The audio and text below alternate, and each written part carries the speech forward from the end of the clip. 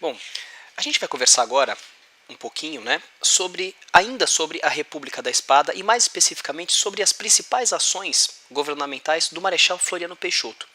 E o destaque que eu dou aqui, inclusive coloco no título da aula, é a República da Espada contra a Revolução Armada e a Revolução Federalistas. Foram dois momentos em que o Brasil viveu momentos de guerras civis.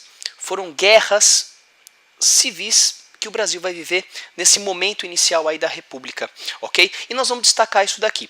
Logo de cara eu coloco aqui a imagem, né, do Marechal Floriano Peixoto, presidente do Brasil entre 1891 e 1994, e aqui, né, o almirante no centro, né, o almirante Saldanha da Gama, né, e outros oficiais da Armada Imperial, junto com aqui o indivíduo à esquerda, herdeiro do trono do Brasil, né, o príncipe Dom Augusto de Orleans e Bragança, né, a Marinha que tinha dentro da sua oficialidade diversos monarquistas. Embora a Marinha não fosse uma instituição oficialmente monarquista, dentro da Marinha a gente notava alguns indivíduos que queriam o resgate da Marinha naquele momento inicial da República.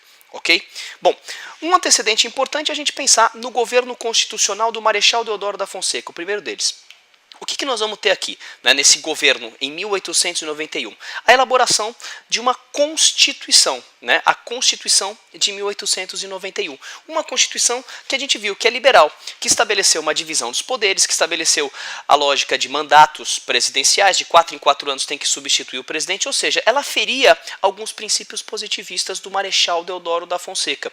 E ele que tinha, né, uma vocação para o poder e uma dificuldade muito grande ao diálogo, era contra essa lógica do liberalismo. Ele era um indivíduo centralizador e vai tentar, como presidente da República, centralizar o máximo possível as decisões políticas em suas mãos, o que leva, né, ele a decretar estado de sítio, ou seja, passando por cima das decisões do Congresso Nacional e em seguida fechando o Congresso Nacional.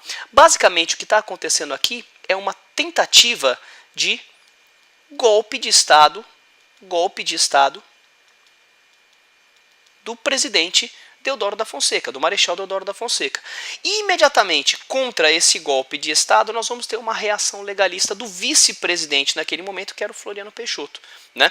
E junto com ele nós vamos ter a primeira revolta da Armada, ou seja, a Marinha vai tentar derrubar o Deodoro da Fonseca, né? Não exatamente aqui construindo uma aliança com o Floriano Peixoto, mas agindo conjuntamente com o Floriano Peixoto para derrubar o Deodoro da Fonseca, ou seja, a gente está falando aqui de um contragolpe, ok? Isso vai levar, evidentemente, à queda de Deodoro da Fonseca.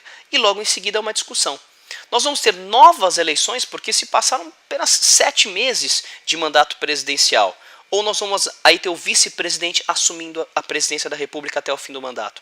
De acordo com a Constituição da República no Brasil, né, de acordo com a Constituição, novas eleições deveriam ser convocadas. Mas o Floriano Peixoto vai se apegar, inclusive, a um parágrafo constitucional, as chamadas disposições transitórias, para ficar no poder, sob a justificativa de que a República corria risco e, portanto, ele não poderia convocar novas eleições. Então ele fica no poder até o final do mandato, o que vai gerar uma segunda revolta da Armada, uma segunda revolta da Marinha, como nós vamos ver daqui a pouco. O Floriano Peixoto vai ser presidente, então, até o final do mandato, né, entre 1891 e 1894, né, e vai ser conhecido como Marechal de Ferro, vai governar com bastante firmeza, né, vai ser bastante firme, inclusive, contra os seus opositores. Não é?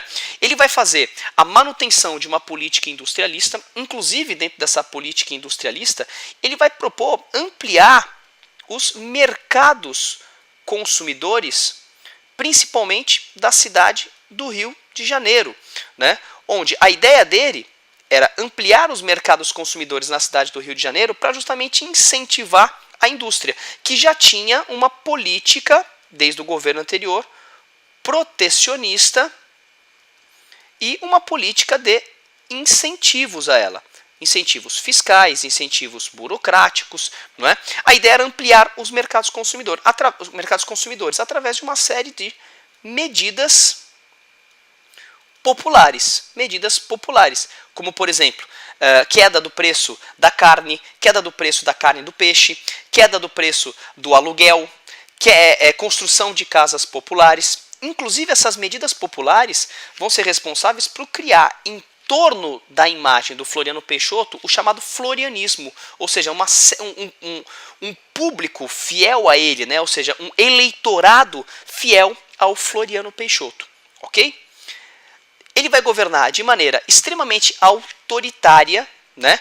E é justamente aquilo que a gente tinha destacado anteriormente, que nós vamos ter o florianismo, também conhecido como jacobinismo, que remete aí, né, aos projetos mais populares. Vale destacar que esses projetos populares eram bastante limitados à cidade do Rio de Janeiro, não eram projetos populares em nível nacional, ok? E nós vamos ter, evidentemente, uma oposição ao seu governo. A oposição da Marinha, que queria chegar ao poder, seja para resgatar a monarquia, seja para se manter no poder e resgatar os privilégios perdidos pela Marinha com a proclamação da República.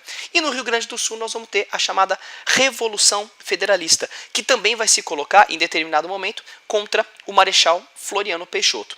Falando da Marinha, a princípio, nós vamos ter aqui agora a chamada Segunda Revolta da Armada, né, entre 1893 e 1894. Os dois principais líderes, Almirante Saldanha da Gama e o Almirante Custódio de Melo. Né? A revolta da Armada vai bombardear a capital do Brasil, Rio de Janeiro. E a reação a ela do governo vai vir a partir da chamada Esquadra de Papelão.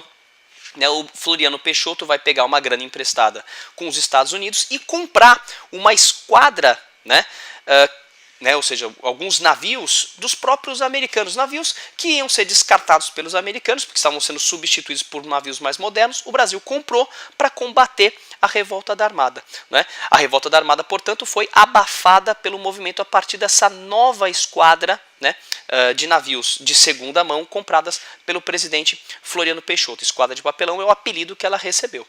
Okay? E lá no Rio Grande do Sul nós vamos ter a Revolução Federalista, que na verdade foi uma disputa local entre o governador do estado, o Júlio de Castilho, não é? E os federalistas, né, que queriam derrubar o Júlio de Castilho. Né? O Júlio de Castilho fazia parte de um grupo político cujo apelido era Pica-Paus, e os federalistas eram chamados de Maragatos. A bem verdade é que pela legalidade, o Floriano Peixoto, pela justificativa da legalidade, o Floriano Peixoto vai apoiar o Júlio de Castilho, que era o governador eleito naquele estado do Rio Grande do Sul.